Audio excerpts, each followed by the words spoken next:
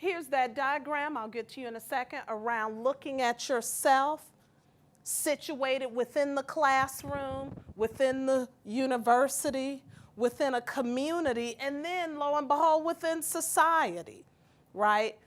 You could put your student there, but again, you're working through these cultural differences because they're nuances based on that.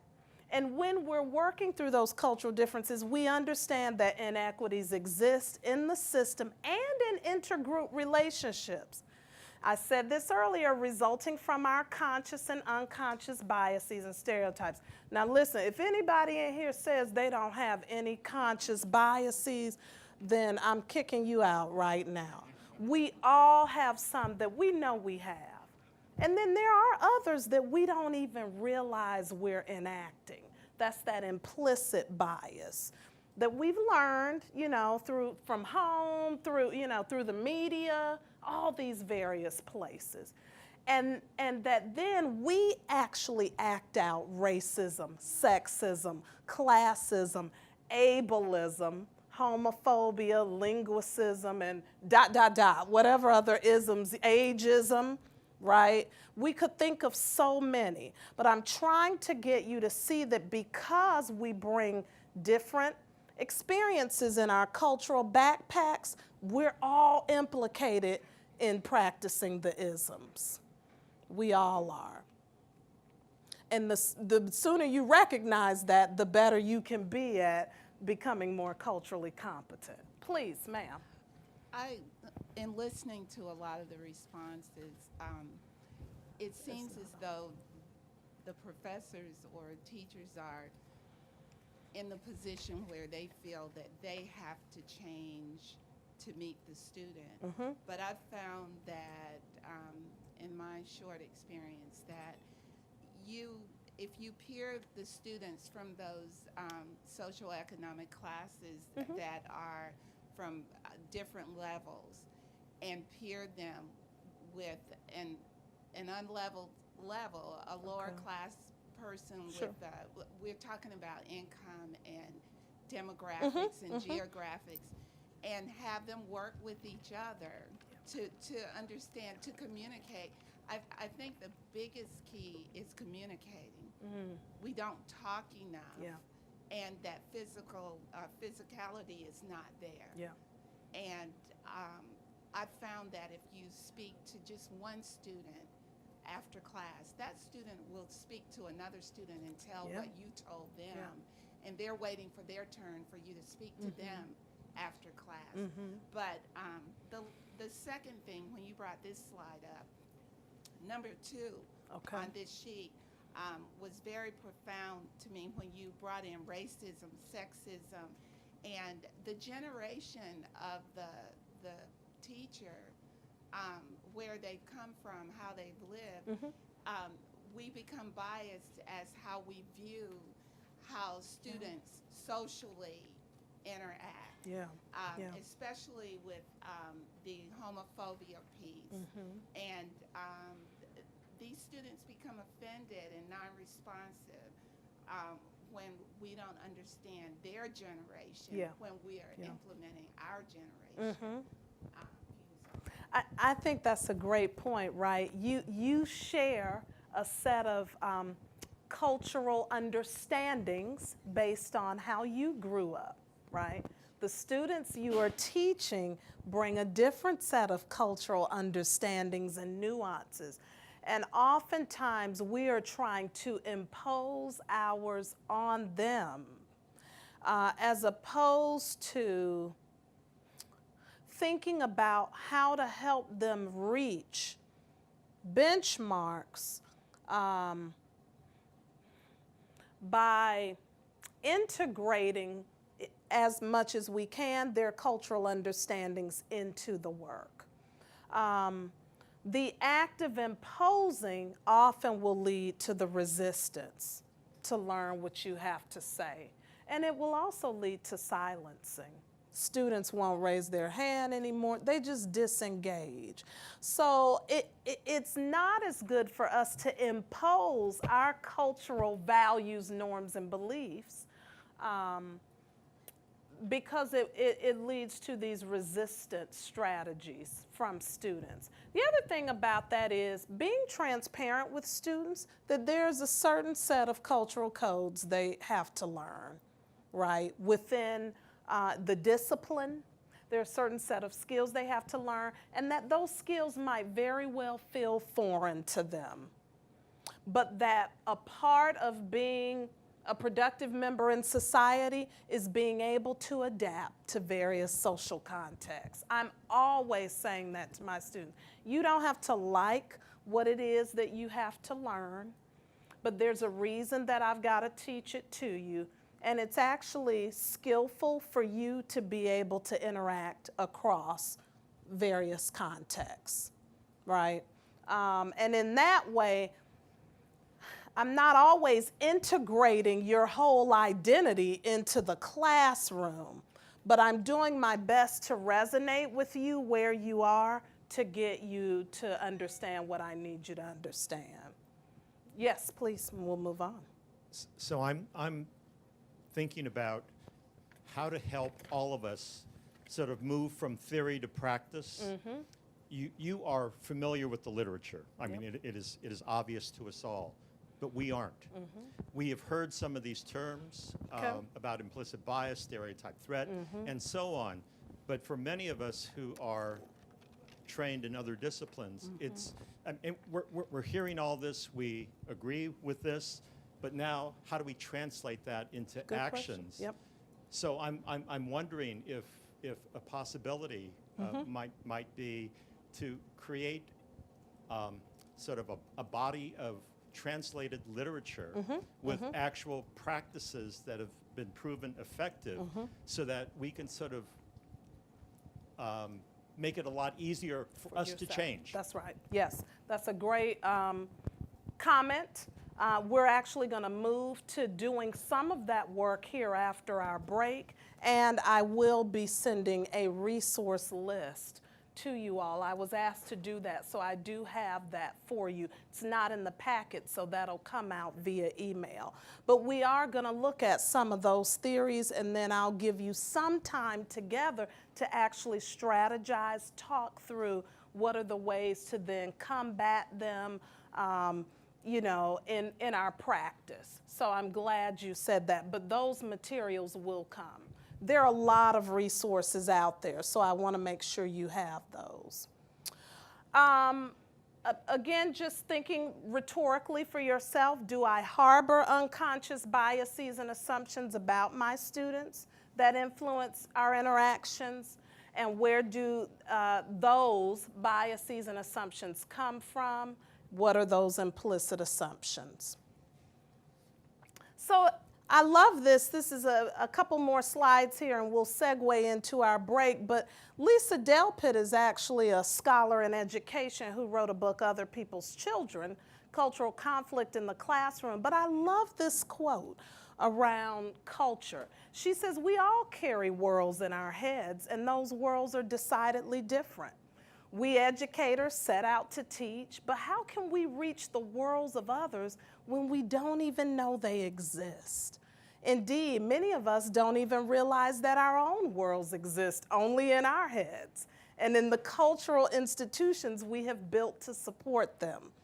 It is as if we are in the middle of a great computer-generated reality game, but the realities displayed in various participants' minds are entirely different terrains. And I think it rings so true, right, for the work that we do in our classrooms, that we're really trying to blend these multiple worlds so that students come out with a set of skills that match a world they're supposed to be successful in, right? But it's this blending. And if we don't understand our own world, how can we then try to understand theirs? So before we go to the break, we'll do one last exercise, and then we'll break. And it's the blue sheet called the Agent Target Profile. This will help us get into those theories that he spoke about and understanding issues of power.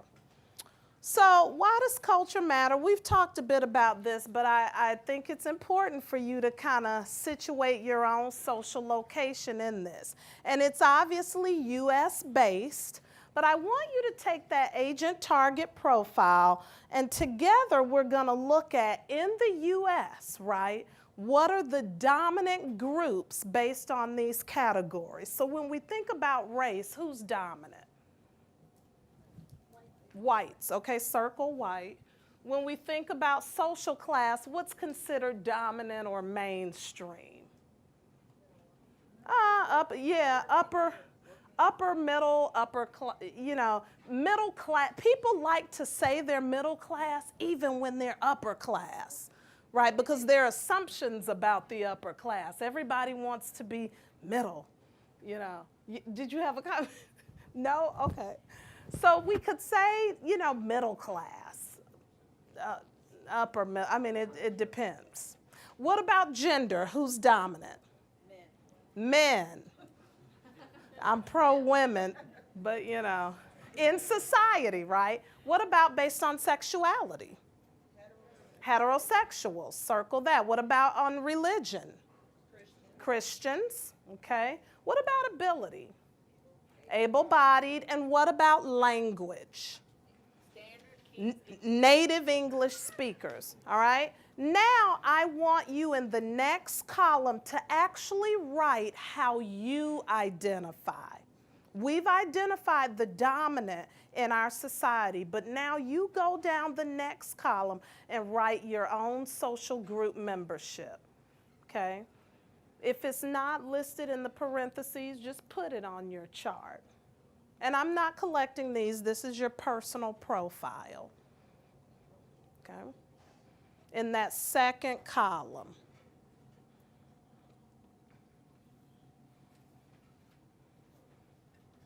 And then as you're doing that, where it says agent target, put a check for the box that matches how your own identity plays out. So by race, I identify as African American.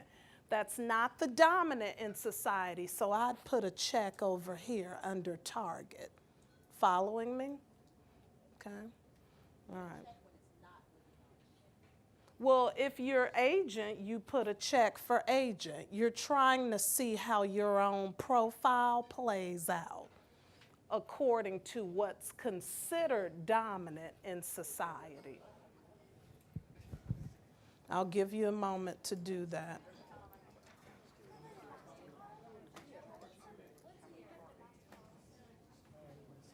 Does everybody follow? So if I were doing the sheet, I'm African American. That is not agent, that's target in US society. So I'd put a check here. I'm middle class. I might check that as dominant. Go. Now, and again, not how you see yourself as agent, right? I'm a woman, I see myself as dominant, but in society, that is a target identity. All right, has everybody done their profile? All right, now, does anyone have checks in all of the agent categories? Okay, we have one man in the room, right?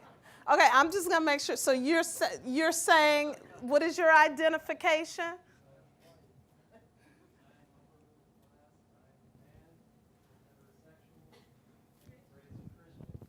I'm able-bodied, and I'm a native English speaker. Okay, so every now and then when I do this exercise, we do have a couple of, white men who fit the extreme dominance in our society. And so he is the one, even if he doesn't feel that dominance, right? He is the portrait of dominance in our society. Now, did anyone have all checks in target? Okay, that's usually an extreme as well, where someone identifies themselves as predominantly oppressed, right, or targeted in U.S. society. The reason I had you do this is twofold. One, to understand how you are simultaneously dominant and subordinate in U.S. society, right? Based on society's constructions of that. And two, to think about where your students might fall in this. And to also think about that portrait of dominance where you circled what the dominant area is, that cultural phenom is what, runs education, right? Who are the decision makers? Who are the policy makers? It is typically white, middle-class men who are heterosexual Christians, who are able-bodied and native English speakers. And just to add, there's a way of knowing. You said that on the other one about ways of knowing. Right. Or in academics, we have to talk about there's a dominant way that we think people know stuff. Yes. And if you don't know it the way I think you should know it, then you don't know it, and then you're marginalized for not knowing it. The way I know it. Exactly. That's one that I don't think we like talking about. But that's that is very there. important. Yes. There are ways that we'll tell students, you don't know this because we didn't get it the way we think we should get it. Exactly. And therefore, there's a whole slew of judgments that come from that. And what she has said is directly connected to where I was going. That dominant profile is also the profile that sets our ways of understanding and learning in educational institutions. And so when we or our students don't align with that, there's automatic clash, right? So that's not to, spotlight this man as an oppressor, but it's to say, no, honestly, because I'm sure he doesn't oppress people on a daily basis. But it's to say that the cultural system that represents that dominance is quite oppressive. And we're all operating within that system, and some of us have more privileges. We actually mirror more of that dominance than other people do. And we have to think about how that situates us as givers of knowledge to students who may not mirror that dominant system. A comment here, and then we'll take a break. Okay, thanks. I just wanted to get some clarification of Please. what's meant by this term, ways of knowing. That's Can you give some so, example or something to illustrate that? Epistemology, is that Yeah. a term you all are familiar? How we come to know and understand what it is we know. What are our epistemological orientations as people, right? Most of us, well, many of us, if you were schooled here in the U.S., you've been schooled under a very Eurocentric epistemology, a way of learning and knowing that mirrors how, the Western white supremacist thought has said we should learn and know, right? Okay. So how do I come to, the SAT is a great example of this. In many cultures, people come to answer something by telling a story. But in traditional ways of giving rational responses, storytelling is, you just need to answer it outright. Discreetly. There are many African cultures, for example, who come to understanding by giving a whole oral narrative, right? So when those kids are in our schools, it's very foreign to have to learn the way we say you have to learn and understand something, because it is an entirely different epistemological orientation from their native culture. Do you follow what I'm saying? So that's an example of what I mean by ways of knowing. How did we come to have the epistemological orientations that we have? It's traditionally based on your schooling and whatever your home values are. And in some cultures, the home and school clash in terms of how do I learn? How do I come to know stuff? Yes. If you have an institution, right? Yeah. That have a dominant dominant culture. Yes. Wouldn't that institution be hiring people that share that dominant culture? Yes. So why are we, it looks like a lot of institutions having issues. This just explains why a lot of HBCU are going through a lot of Well, most institutions of higher learning in the U.S. are predominantly white institutions, and their faculty are predominantly white faculty, right? So you have underrepresented students coming to learn there, but they're already coming into an environment where the epistemological orientation is one that is in a lot of ways oppressive, right? And is not inclusive of other ways of understanding, knowing, communicating, all of that, right? So in fact, this is why so many PWIs are like, oh, we need to, recruit and retain diverse faculty. The assumption is that if we have more faculty of various cultures, that will in some way resonate with our student population, demographics, and students will perform at higher levels, et cetera. It's the same dilemma that we mirror in K-12 education, where 83% of public school teachers are white females. But the student population is nearly 50% kids of color. There's a cultural clash there. Higher ed mirrors the same thing. But we can't hire more diverse people if they're not even in the pool. And that's why you're important in terms of how you're relating with them, because you can be the straw that breaks the camel's back, and they decide to change their major, right? Even if they have the intellectual ability to do well as a computer scientist, as some other type of engineer, that relationship in your class can be the make it or break it for some of these women and underrepresented ethnic minorities. All right, so I've held you long enough. Let's break for about 15 minutes. And so you can get some snacks and go to the restroom, and then we'll come back and look at some of these theories. Before I move here, I just had this other quote on rejecting culture blindness, right, which is one of the things we're trying to work against, and I think you all agree.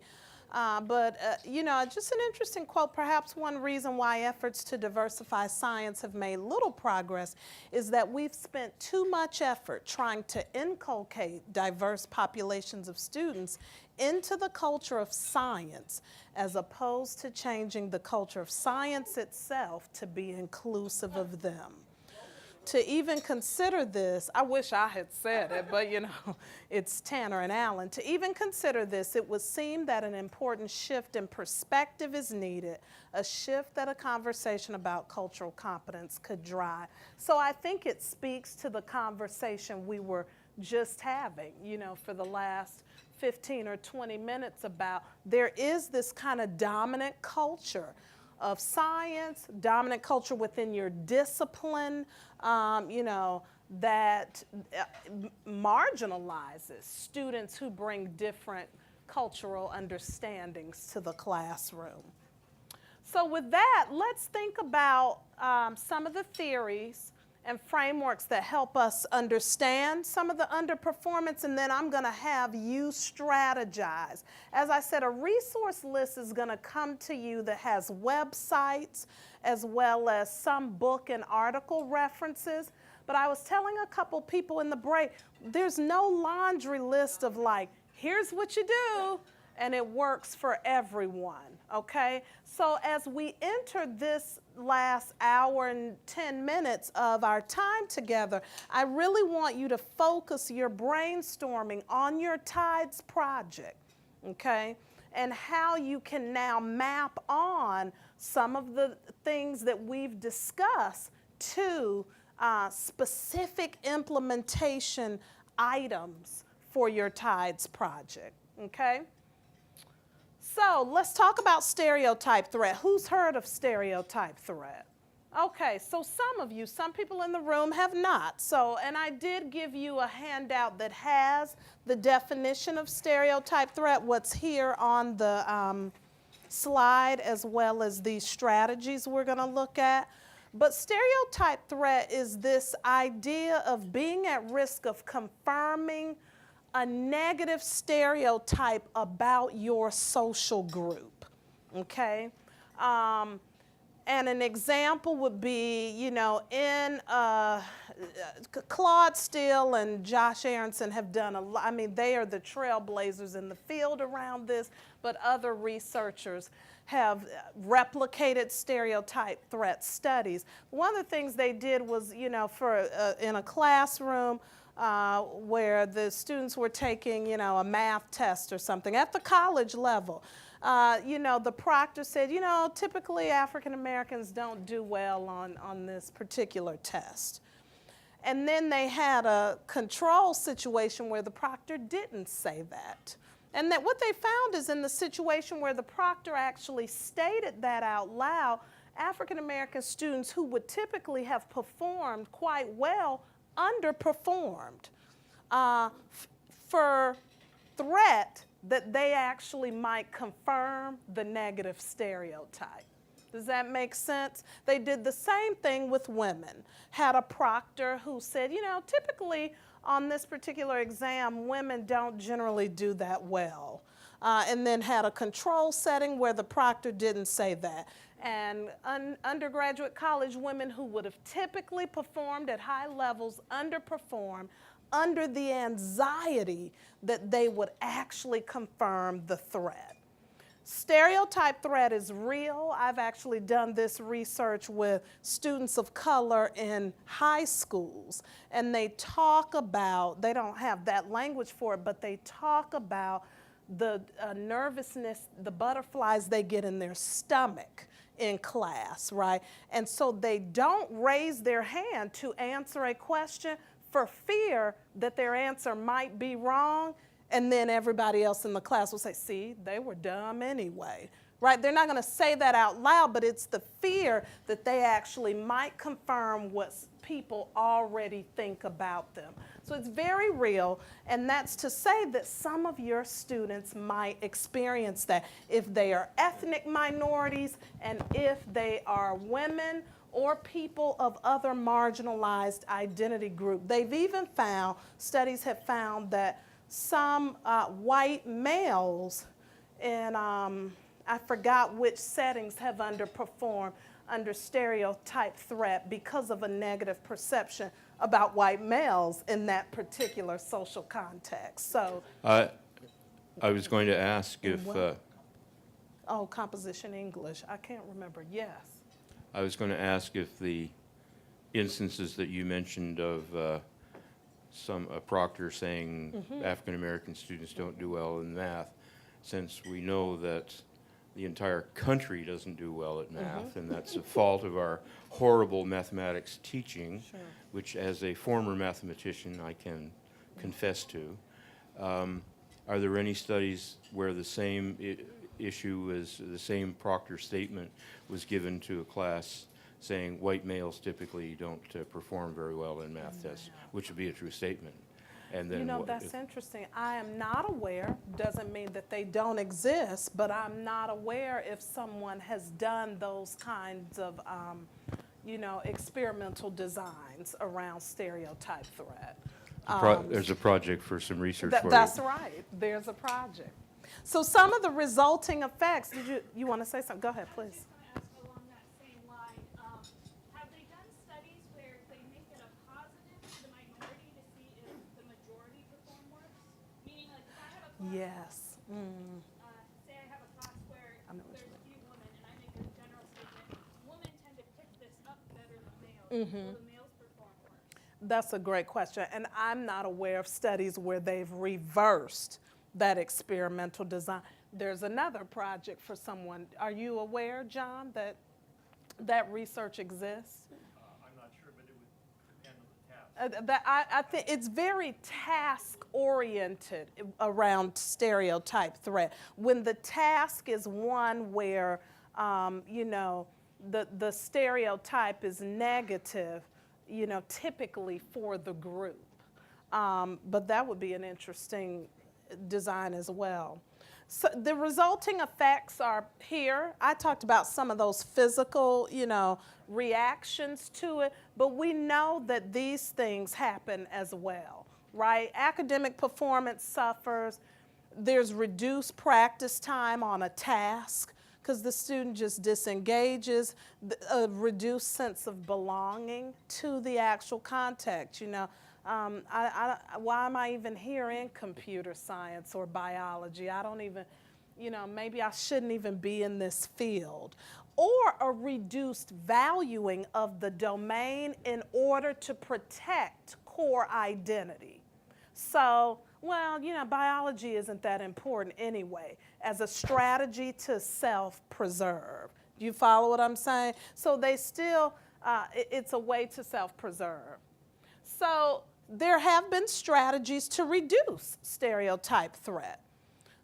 Instructors, studies have shown that if you reframe the task, perhaps in the way you've said, right? Maybe not spotlighting the marginalized group, but saying, you know, I believe everyone can do well on this particular assignment that I'm giving, or this, you guys have worked so hard for the last couple of weeks. Reframe the task.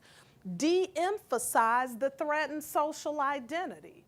So don't emphasize it, actually, you know, negate that negative thing. Encourage self-affirmation, emphasize high standards, provide role models. What examples can they see of people who represent their social identity that actually have performed well at the task, in the career, in the content area, right? Provide external attributions for difficulty and emphasize an incremental view of ability. This is so important. We often think of intelligence as fixed, but if you can encourage those students' effort, right, and that their smartness grows, right, not that it's fixed and they can't get any smarter, that will help reduce stereotype threat. Okay? Comments, questions about that, because now I'm going to ask you to think about how stereotype threat might be a factor in the work you're doing now and what you can do to kind of guard against it. Some explicit strategies. All right, so as opposed to focusing on question one for sake of time, let's look at, I want you to think about students that you've had in class or ways in which the work you're doing might elicit, you know, signs of stereotype threat from students, but I really want you to focus on one or two ways that you can plan for eliminating this even arising. Perhaps with the project work that you're doing. All right, let's take about 5 minutes to do that as partners, no more than 3, certainly not as a whole table, but talking together, and then I would like to hear some strategies that you've thought about, especially if you're here with a couple of partners from your institution. I want you all to talk together. Please, go ahead.